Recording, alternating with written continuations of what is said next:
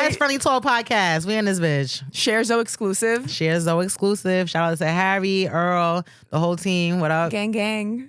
So we just got back from Los Angeles. We were there for... Too long. It felt like I was there for a month. Girl, I felt like I did a bid. I honestly, like, even when I came back, I was like, wow, I haven't been home in forever. My mom, when I came back, my mom asked me to sleep over. I said, shorty, no. I love you, but nah. You just wanted to be home. I wanted to be home in my bed. I actually flew home a day early because I was just like, I'm gonna go. LA has never been a city that I fuck with. There's certain individuals. Let me not say that. Hollywood is not a place that I fuck with. Yeah. I met people from Compton, South Central, where the real niggas is at. Yeah. They're cool. It's just hard for me because most of my good friends in comedy are LA comics. Yeah. So I love when I go there. I have a great time. I see them, but like just the vibe is different than New York. And It's so even like the black people over there are so different. It's very cliquey. Very. I hate LA, but book me though. Book me and fly me out and pay all my shit. I like LA because you just never know who you run into. It's so much more than New York. I was at the Laugh Factory and I was gonna go up, and in the green room I saw John Stamos. And we were just like chit-chatting, and I was like, oh my God, you're so hot. Like, John Stamos is a beautiful individual. Beautiful man. And it was funny, he asked me, he goes, what do you talk about in your set? Do you talk about having a perfect smile? And I was like, John, I talk about killing myself. Like, and he just looked at me and he was like, oh, okay. I was like, I talk about being a whore and killing myself. You know, things people want to hear about. They don't want to hear about we keep it light. They don't want to hear about my smile. It is beautiful though. Thank you. But I told you that. I said no Diddy. No Diddy, you got a nice mouth. Thank you. Shout out to my dentist. He's the best. But John was very perplexed. And he just kind of looked at me, and it was really He was funny. surprised. It's the hijab. Yeah, the hijab be throwing I don't him think off. he was surprised. Like, I don't think he saw that coming. And then we were just like chit-chatting, and I was like, oh, I also box. He was like, you box? And I was like, yes, John. Aren't you like a musician and an actor and like 17 other things? Yeah. He was so nice. Nah. And I was like, oh, this is just a night in LA. You'd run into John Stamos at your comedy show. What show he was? He was on Full House, right?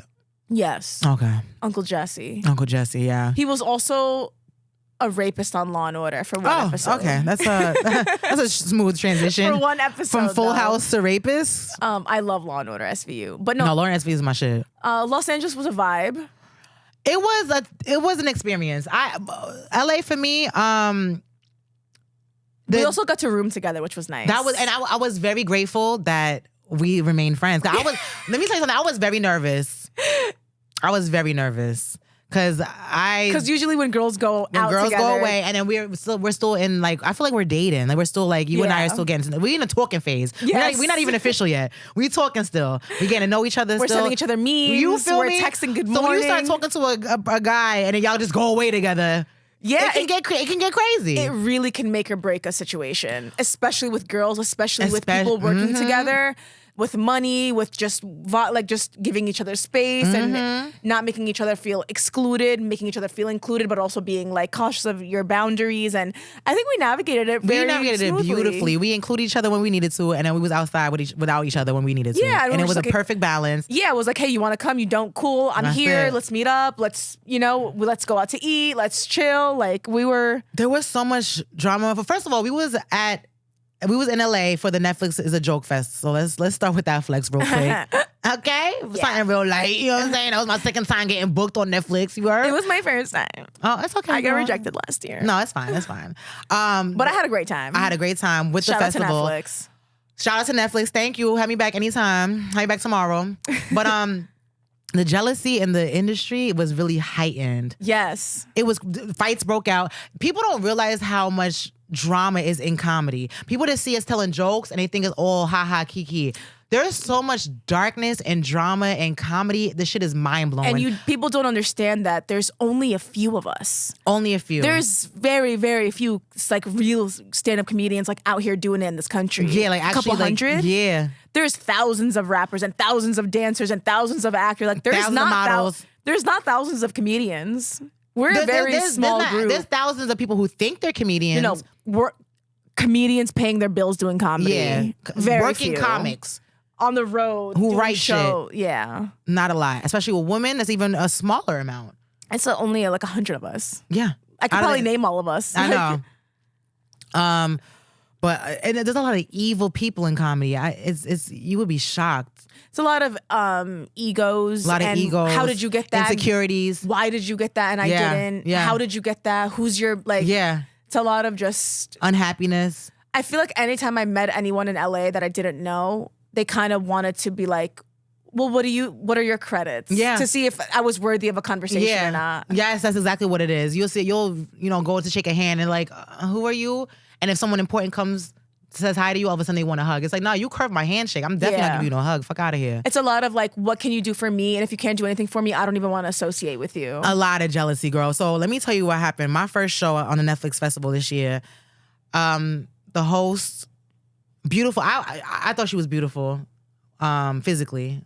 You know what I'm saying? Not so much internally. So she's saying all the comics credits. Comes to my turn. No, credits for the people that watching, credits is like, oh, you've seen her on HBO, you've seen her on Wild 'N Out, whatever the credits may be. So she's like, oh, what are your credits?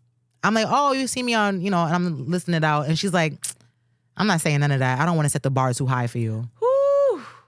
Mind you didn't set everybody else's shit, but you want to draw the line at my shit? Yeah. Now my thing is, shorty, you don't have to say nothing. What I'm gonna say is gonna change the tone. You know what I'm saying? Like, you don't gotta say nothing. It's all about what I'm gonna say. And I had the best set of the night, and that's not even just me saying that. Like, I had an applause break. Afterwards, people was asking me, this girl chased me to my Uber. This white lady, crazy ass white lady. That's how you know you killed. When a white bitch chases chased you to the Uber, son, your life is about to change. Yeah. Chased me to the Uber. I had a crazy set, and people came to me and was like, "Oh, you're walking in your purpose. This is you," and she was really mad. Oh, then when I came, was she a minority as well? She was a black woman. Of course. It's because they feel like you're taking their future opportunities from them, and I'm not. No, I don't think you are, but that's what they think. Very different styles in comedy. There's so many opportunities for black women out here. White women show jealousy as well, but white women's jealousy shows up differently. Yes. White women's jealousy is very differently. Sometimes I have a hard time identifying a white woman's jealousy. Yeah. A little bit, because it looks different. I don't speak white women. So it's like, oh. I don't speak white. Yeah, so when someone translated, I'm like, oh, this is how white women hate.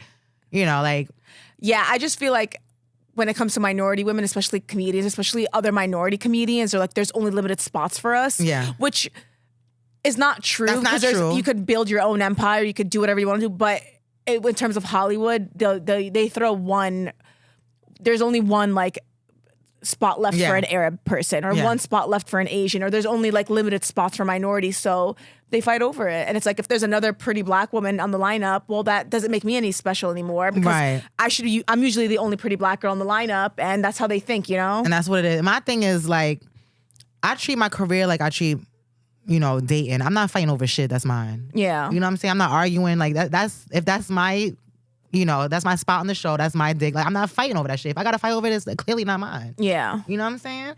They just got to relax, man. Like, I'm not here to take nothing from you. I'm not even from out here. I'm going home in a couple of days, man. Like, I'm not even from out here. I hated LA, son. But I loved how it opened my eyes. I also would do, like, a lot of, like, smiling and nodding, because like, oh, I don't want to burn a bridge with her. Yeah. Because she's up there a little bit. She's higher than me, so I don't want to burn a bridge. This trip, I ain't give a fuck. I seen bitches in the club, silence, mute. Yeah. I'm not speaking to you. Because I'm done with the ass kissing just because I'm afraid to have you as an enemy. Yeah. I will say I loved all my shows, specifically the one at the Improv, because it was a full Arab lineup. And I feel like Arabs never really get any kind of recognition in Hollywood. Yeah. So to be on a lineup that was only Arabs was really nice. And the show was really fun. It was a great crowd. I did do a spot at the store, but the second I got on stage, I had a cup of water and I went to put it on the stool and it fell and broke and everyone just groaned. Oh. And that's how I kind of started my set at the Comedy Store, dropping my glass of water in front of everybody, and it wasn't even like funny. I was just like, I'm sorry, guys. Like, did you notice the difference in green rooms? Like the green rooms in New York versus the green rooms in LA? The green rooms in LA are much more nicer. You think so? Absolutely. Hell nah. Girl, did you go to the Kookaburra Lounge? It's fucking beautiful. Okay, no. Oh, I'm sorry. Like, all right, not like the physicality of it. I'm talking about the energy. The energy's, New York is 1,000 times better. Oh, girl, you almost gave me a heart attack. I thought you meant like an actual green. Done with the podcast. No, because like Gotham doesn't have a green room. Okay. The comic strip is a closet. The green room. Oh yeah. Okay. So I mean like the energy's there. So for the York is so non-comics much better. watching the green, because sometimes we gotta explain, because our lingo is very very different from the civilians don't be knowing from the common Right. people. So the green room, the common folk. right? So any civilians watching, the green room is the backstage for comedians, basically, right? Yeah. So the green rooms in LA, you walk in there and they talking about how the fuck they got this. I'm funnier than them. Da da da da da. You'll never a walk lot into of jealousy. You'll never walk into a green room in New York and find John Stamos there, though. That's an only an LA experience.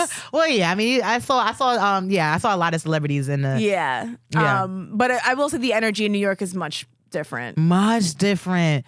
I know I might get a lot of hate for saying this. I love all comedians. We're all big giant happy family. New York comics are better than LA comics. I said it. New York comics are better than every comic in the fucking country. Fuck what Don't you shoot thought. the Fuck what you heard. messenger. I'm not even talking about myself. I have a lot of growing. Y'all can at me. I don't give a fuck. I don't even read my comments. So what's up? Like, no shade, no turf war. I just think New York is a harder place to be good than it's LA. a hard girl. I went on the stage in LA. I went on stage. I'm like, how y'all doing? Any single ladies? They crying. They laughing. I'm like, that's not even the joke, ma. Relax. I didn't even get to the punchline. New York, you gotta work. New York people, you gotta work. You know what I'm saying? You gotta have work. to really. They have to like you for you to break them. Like, Even if they like you, they still not laughing. They you gotta be funny. I've had so many shows where like I didn't do that well, and I get off stage and people are like, "Oh, can we take a photo?" I'm like, "Why didn't you laugh? But you want to take a photo with me? Get the fuck out of here!" Oh, your set was so good, but you was laughing in closed captions the whole time. So why didn't you laugh? I didn't hear not one ha ha from you. You literally. Now you want a picture. But I think it's just like the New York energy is just cool. Like I'm too cool for school. I'm too cool. One thing I did learn when I was in LA, when I'm gonna take note from when I do my special, I went to he was an Arab are Armenians Arab? No. Okay. So I take But that back. He's same not an difference. Same difference? Same shit? They're You all- said it, because don't cancel me. She said it. We all the same. So I went to Armenian comedians thing, and he was playing house music Okay. for the show to start. And the energy was up to here, the whole show. Now versus black shows, they'll play Future, Meek Mill, hip hop. And I feel like the energy is very different for black shows, because hip hop kind of gives you this whole like, yeah, I'm too cool to laugh. This bitch better be funny. Fuck out of here. You know what I'm saying? Yeah. Versus the house music, everyone was like fist pumping, like, let's go, let's get these jokes. It was so now when I do my special, no, I'm gonna tell the DJ, absolutely no hip hop. Wow. Not one hip hop song. Do you think No rap. What do you think the hip hop does to be like? It just makes them I mellow. feel like it makes the crowd feel like mellow. not mellow, too cool. Rap music is a cool ass genre. It's the coolest genre ever. Yeah. You know what I'm saying? Okay, that's it makes them feel interesting. like it's a very much. Y'all niggas better be funny. I'ma You just bet- nod my head. Yeah, I'm a nod. I'm gonna be here sitting back. Like I'm too cool. You better. I pay my fucking 2 drinks minimum. You better be the funniest bitch I ever seen in my life. So it's interesting because like people like Dave Chappelle have rappers on after the show. But Dave Chappelle, yeah. Oh, after the show is done, I don't give a fuck. They'll, Oh, after the show is done, the Andrew energy, Schultz whatever. brought out 50 Cent after the That's show. different though. That's after the show. Yeah. That's after. But before, I'm not playing no hip hop. House. I saw that Armenian guy do it, and his energy was through the roof. The show But was also- 2 hours. You're also in LA. They like that kind of music. It depends on where you are. Do they Yeah. like that kind of music? Well, listen, there's gonna be house music at my special, so don't bring your stinking ass if you don't like it. I will say I did this. I did like see a bunch of shows that I wasn't on, which I hardly do because I usually in New York, if I'm not on the lineup, I don't I'm go. not going unless it's some like fire shit. But I did go to a lot of shows in LA, and there was a few people that I was like, oh wow, like you're really fucking funny. Like Isaiah Kelly. Oh, that's my guy. Shout out to Isaiah. That's my bro. Wow, I was like, I was highly like, it was a really, really, really good set. It was probably one of the best live sets I've seen in a long time. Oh yeah, no, he's always a killer. His father's a killer. It was like special worthy.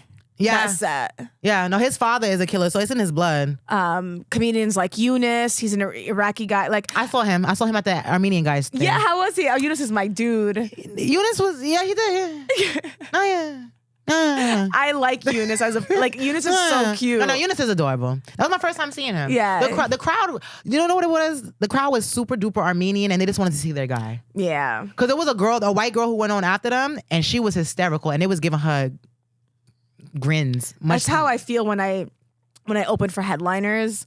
Like, I'm like, the crowd just doesn't care. Yeah, that's why when I was opening for D-Ray, people yell out, "Where the fuck D-Ray at? Get this bitch out of That here!" happened when I opened for Damon Wayans. Yeah. And one of the guys was like, "Where's Damon?" And I was like, "When I'm done, he comes out." You know what I bitch." said? I said, listen, you'll get a chance to try to suck his dick after the show. Because clearly that's what the fuck you want to do, because you're fiending. I was like, when I finish my 7 minutes of jokes, then Damon I'm comes like, out, you're a right? dick riding ass hoe in front of all 500 people in this bitch. I did have like all good sets though. So I'm happy. Oh yeah, all my sets I was very proud of myself. I was very happy with all my sets. very proud of myself. Even when a bit fell flat, I recovered very quickly. I'm like, oh yeah. I was thinking really quick on my feet. And I'm very happy that my manager Harry got to see me at the Laugh Factory, and that was one of my best sets. So I was like, thank God. Yeah. Because I'm not about to go bomb in front of my manager. The Factory. Oh, I didn't do the Factory. I did I don't even know what the fuck I was at, but I ain't do it. I love the Factory. I know it gets a lot of I've done it before, but not this year. Yeah, I also saw Chocolate Sundays, which I've never seen before, and it was a vibe. It was a vibe. I'm surprised they didn't have strippers in there. That's the only thing that was missing. Your people are a vibe. Black people are definitely No, but a vibe. also the comedians were really funny. Yeah. And talented. I saw your girl for the first time at the store, Who that? Ashima. Oh, that's my bitch. Yo, she was Hysterical. wild. She's wild, but she's hysterical. Like, yeah, look, I was just like, she's really saying that on stage. Like, it was funny though. So funny. It was what you and Chris were talking about. Like, the Atlanta very, shit. very like niche comedy, but like she was good though. She's actually very good though. yes. She's Very good. Yeah. So I was like, okay, I came to LA. I discovered some comedians I really like. One thing I want to touch on though, I want to touch on like navigating comedians' girlfriends and wives, Yeah. because I be chilling and like all right, for example, like I was at the store, just open for, a lit comic. He's a ghostwriter for a even more famous comic. Okay. So I killed my set. So he was like, "Oh, sis, thank you so much for doing your thing," and he gave me a hug. And I guess his ex saw it, and like, so we went to the green room, and I went to shake her hand, and she like looked at me as if I had dog doodle on my hand, and was like she was disgusted by my presence, and I'm like, "What is happening?" Oh, I'm like, "You're not even with him no more." But even if you was, baby, it's not even like that. Yeah. I don't know. I just have a hard time. Well, I don't have a hard time. I feel like wives and girlfriends, and not just of comics, but like my male friends, they just have a hard time understanding. I also think it's the man, and this is probably gonna get a lot of hate for, because everyone's like, you're sexist and you're a man hater and blah blah blah. That's fine. Is that not an accurate? No, it's an accurate description. It's very accurate, but like I feel like it's the man's job to make his wife or girlfriend feel secure enough to be around other Right. women and not feel any type of way. That doesn't necessarily mean that she's insecure. It means that she doesn't feel safe with you because there's reasons. Are there women that are just crazy and insecure? Sure, of course. No one's saying that. But if we're talking about just nice, normal women who are in a healthy relationship, they wouldn't feel jealous if he didn't make her feel that way. Right. Because a lot of men go out of their way to try to make their girlfriends and wives jealous and be like, oh, every girl's on my dick and every girl likes me and every girl this. And then when they're out in public and she sees girls saying hi to him, that's what's in the back of her mind. And she's like, oh, is this one of the girls who likes him? So she's going to feel some type of way. I feel like it's men's duty to like. Let me tell you something. One time I was in Prospect Park in Brooklyn. Girl, I almost had to fight. Like the people had to get in between us type shit. Yeah. So we had a birthday party for a comic, and I had left because this guy I was talking to back in the day was at the other side of the park. So I'm like, let me pull up on him real quick. So I come back to the birthday party, and it's a circle of comics or whatever. We all talking. Well, they was talking, so I joined in the conversation, and one of the comments was like, "Yo, Eva, what up?" So he gives me a hug, and we're talking. We go back. It's like it's like a circle of like 8 of us. Yeah. So we talking or whatever, and he lifts his shirt up a little bit, like they be talking and just do like this real quick. And I was like, okay, body yaddy yaddy. And his girl was like, excuse you? Well, I didn't know it was his girl. It was a girl next to him. I didn't know if she was, because she could have been a comic. I don't know who the fuck she is. I don't know every motherfucking comic in the world. So she's like, excuse you? And I'm like, huh? And she's like, I'm trying to figure out who the fuck is you to be talking about my man's body. Shit. I'm like, bitch, we were sitting here all kikiing for 30 minutes. He did not introduce you not one motherfucking time as his girl. It's his fault. But she want to fight me though. It's his fault. You should have Girl, turned. when I tell you, you should have turned to your boyfriend and been like, "Why didn't you say that I'm your girlfriend?" We was there for 30 minutes. He never introduced Shorty at all. That's crazy. I didn't know who she was because it was 8. Like I said, it was 8 of us. I knew 6 of them, and I knew they were comics. The other 2, I just assumed that they were comedians because it's all comics over here. Yeah. I didn't know that was your Shorty. That's crazy. How can you stand there for 30 minutes and not say, "Oh, Eva, this is my girl," especially when you gave me a hug? I do have one story that's like similar to that, but I am the victim. This was years ago. This was when I was married. But mind you, I wasn't doing comedy Girl, back I then. gag every time you mention that you was married. This was before I was even doing comedy. I was just hosting some charity event, right? And a comedian was booked there to do because it was like they had like dancers and they had like a poet and they had like a whole bunch of like acts, and one of them was a stand-up comedian. And I'm backstage and he's like, "Oh, you're so pretty," blah blah blah. I'm like, "Oh, thank you. I'm just to let you know I'm married." And he goes, "Haha, whatever." Not haha, whatever. And like I showed him my ring. I was like, "I'm married." So the show's over, whatever. I'm in we're like outside, like talking to people, mingling and whatnot. And I'm standing with my husband, and the comedian comes up to me and he goes, I guess he didn't realize that was my husband because there was so many people around, and it was like a little chaotic. And he goes, "Hit me up when you guys get a divorce." And my husband heard him, and it was like this whole thing. And I was just like, he goes, "Why is he saying that to you?" I'm like, I don't. Because he's a piece of shit. That's like OD. Yeah, and you're like, "You're so rude." And he's like, "I'm just kidding, haha." And I was like, "Bro, No, he should have got you're punched in making his it look face. like I was That's wild. You're making it seem like I was entertaining this conversation, and I was not at all. Hit me when you get a divorce when your husband is in earshot is wild. That's fighting Yeah. shit. That's Yeah. that's wild. I was just like, let's just let it go. It's not worth it. He's kind of he's like fat and stuff. Just like I mean, I like fat people get like sympathy from me. That's crazy. So I'm just like, you need son. to just be more mindful. But also, I also made my husband feel secure that he didn't really care. Right. He didn't. I never made him feel like I'm gonna run off with somebody. Yeah, but it's not about that. It's the fact. It's about respect. It's about the respect. Like the lack of respect should have got him slapped up. Yeah. For real. So. That's disgusting. Wait, we also had other funny things happen in LA. Eva was part of a skit. Oh, honey, let me tell you. So this comedian. First of all, let's just get Jesus. some. I feel so bad because I feel like that situation is my fault because initially I was supposed to be part of the skit. And when he told me what the skit was, I was like, I'm gonna pass. You should ask Eva. Mind you, I was in my in room my saving children. In my defense, I figured Eva would also say no. Well, And then when it all happened, I was just like, "Oh, this is happening. Okay, never mind." Well, this is the thing, right? He has a healthy following. Let's start with that.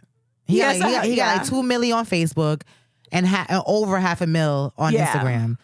He has a healthy following. So he was like, and then mind you, he had asked me the night before, let's do a sketch.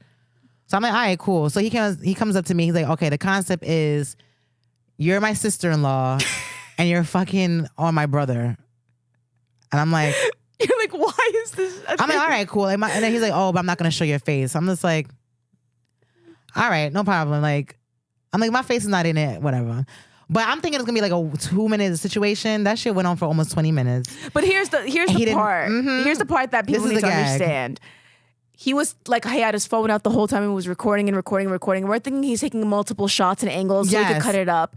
Meanwhile, the whole time he was on Facebook Live. And did not disclose that with to me. millions of followers. 2 million people watching the shit and did not tell me that it was live until after the fact. Because it's like, what if you were saying crazy shit? Because you know what I'm saying? Like, what if I had said something like, cause when you don't know you're being like, when you don't know something's live, you'll like say let your guard something. down. You let your guard down. You'll maybe say somebody's name Yeah. and not know. It was a disaster. But I'm just glad my face wasn't in it. Eva got very upset. I tried to calm her down. Your friend was definitely gassing it. She's like, he didn't have any consent. I'm like, oh my God. That's language I hear in Lauren Oda SVU. Now I'm scared. Now I'm shook. Should I be pressing charges? It was sleazy of him to It not was tell very you. sleazy. It was sleazy of him to not tell you that it was being live streamed, but he also respected your Not being put my face in anonymous. it, yeah. You know, so it's like you can't really get that Girl, mad. thank God I covered up my tattoos. Because my tattoos are very distinctive. I don't have like the, smiley face. It's and crazy because I like a lot of the comments. my shit is very distinct. I went through the comments and a lot of them were like, "Oh, this is fake. This is staged." But then some of them were like, "No, it's not. This is real." And I was like, "Oh shit!" I didn't read the comments because I don't read, girl. I'm allergic to comments. I'm allergic to dairy and comments. So let's start there. I can't do it. LA was wild, son. It was fun though. Wild fucking city, bro. Honestly, the festival just was so long and spread out. A lot of cocaine. People do drugs, bro. Yeah. And they have the nerve to look at me like I'm crazy. I'm like, nah, I'm good. I'm only smoking spliff.